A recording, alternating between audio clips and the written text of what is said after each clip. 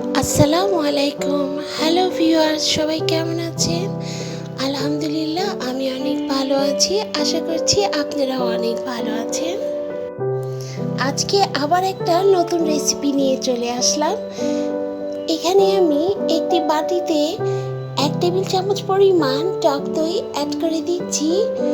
এখানে এবার আমি 1 চা চামচ পরিমাণ চিনি, স্বাদ মতো লবণ অ্যাড করে দিচ্ছি এবং এখানে আমি 1 টেবিল চামচ পরিমাণ সাদা তেল অ্যাড করে দিচ্ছি।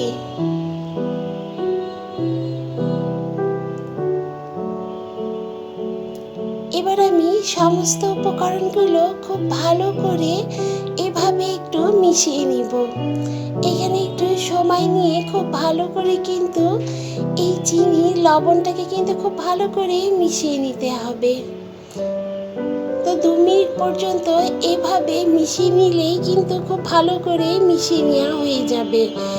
এখন আমি এখানে 1 বাটি পরিমাণ আটা অ্যাড করে দিচ্ছি।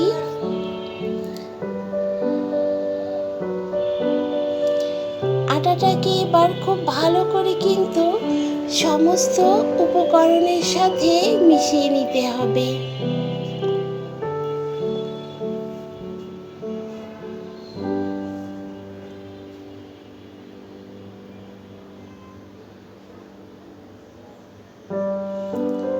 তো দেখুন বন্ধুরা, খুব ভালো করে মিশিয়ে নিয়ে আমার হয়ে গিয়েছে। এখন কিন্তু এই আটাটাকে কিন্তু আমি একটু একটু করে দুধ দিয়ে কিন্তু ডোটাকে তৈরি করে নিব। এই ডোটা কিন্তু আমি একদম পানি দিয়ে তৈরি করব না, এটাকে কিন্তু একটু একটু করে দুধ দিয়ে এই ডোটাকে আমি তৈরি করে নিব। এই রুটিটা খেতে এতটাই সুস্বাদু, এতটাই সফট হয় বন্ধুরা, যেন মুখে দিলেই মনে হবে যে একদম গলে যাচ্ছে। রেসিপিটা দেখতে দেখতে যারা এই পর্যন্ত চলে এসেছেন, একটি লাইক দিতে ভুলে গিয়েছেন। আশা করব ছোট্ট একটি লাইক দিয়ে সাথেই থাকবেন।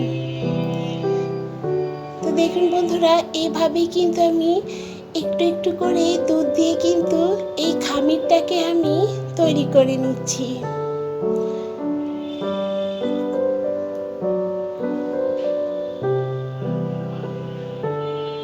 তো বন্ধুরা, দেখেই বুঝতে পারছেন এই খামিরটা কত সুন্দর পরিমাণ একটু সফট করে তৈরি করে নিচ্ছি। এখানে একটু হাতে লেগে যাচ্ছিল, তার জন্য এখানে আমি আর একটু সামান্য পরিমাণ আটা দিয়ে এই খামিরটাকে কিন্তু খুব সুন্দর করে মথে নিয়েছি।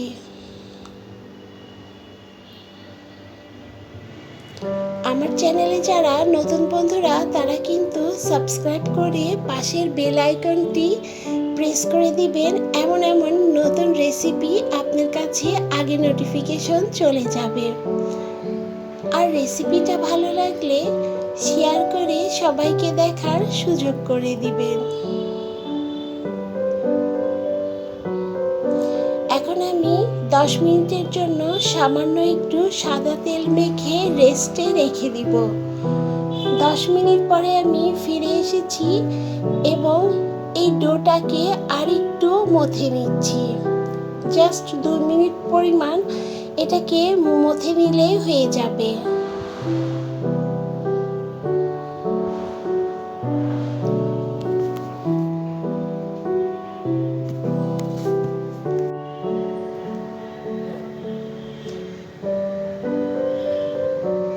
তো দেখুন বন্ধুরা, 2 মিনিট পর্যন্ত আমি এটাকে খুব ভালো করে মথে নিয়েছি।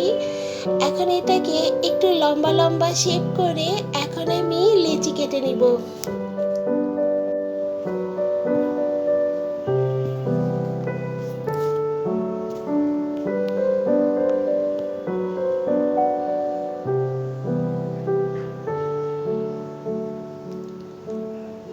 তো এখানে আমি ছোট ছোট করে 5 টুকরো লেচি করে নিয়েছি।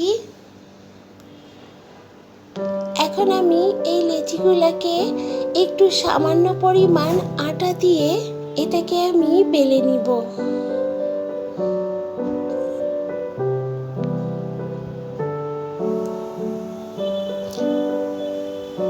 এই রুটিগুলাকে কিন্তু তেল দিয়ে বেলে নেওয়ার কোনো প্রয়োজন নেই।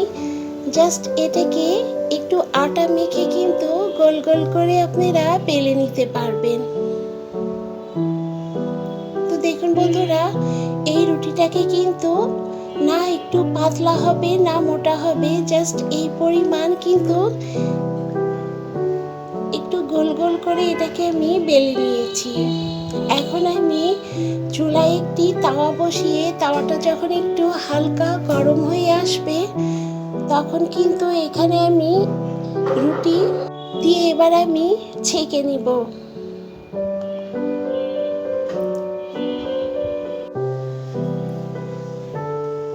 তো এভাবে যারা সকালে কিংবা রাতে রুটি তৈরি করে খাননি, একবার হলো সবাইকে রিকোয়েস্ট থাকবে এইভাবে তৈরি করে দেখুন, খেতে কিন্তু অসম্ভব মজার। তরকারি, ডাল কিংবা এমনি এমনি কিন্তু এই রুটিটা খেতে অসম্ভব মজার লাগবে।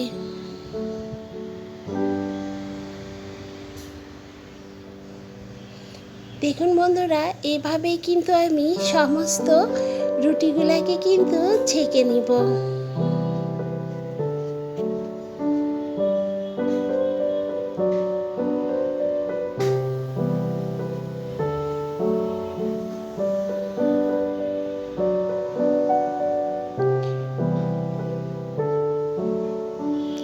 তো রেসিপিটা ভালো লাগলে অবশ্যই শেয়ার করে সাথেই থাকবেন।